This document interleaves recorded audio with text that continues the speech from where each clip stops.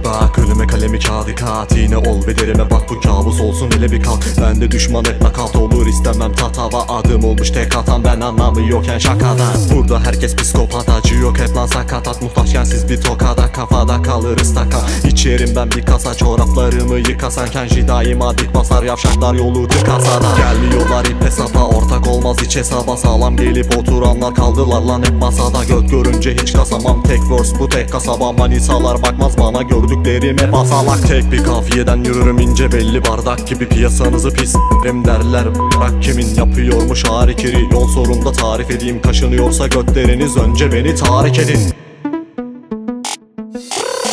Beni Mike'la boğuçiler o big babo. Lirikal aralarınıza bu birikler. On dumanı çek toz ol ederim hipnoz ol. Sıranı bekleken sahnede dinozor. Beni Mike'la boğuçiler o big babo. Lirikal aralarınıza bu birikler. On dumanı çek toz ol ederim hipnoz ol. Sıranı bekleken sahnede dinozor.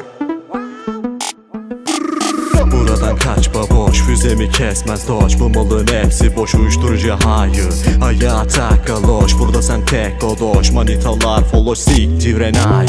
Herkes sakin sanki slow, bu bir taklit lan kaklitlo. Olmamışken sen Parkinson, yükselir bizde tansiyon. Ankara'da pavyon olsan biz Kıbrıs'ta kasino. O çektik lan kafası yok, dişlerin kasım kasıyor. Tercih KK daktilo, du KK makino. Beceremezsen nakil ol, bu ringlerde hiç raki yok. Ben rapçi sen zaki boy, tupak ol da bataklık yol. Tam şu an etrik yapıyorum, tüm kebaşeler bakıyor. Şampiyon sakin ol, Kenji bir daktilo. Yazarım çizerim, bundan bana derler fakir o. Diline hakim ol, yapar o patino. Cebinde hiç nakit yok, no way bro fucking dope.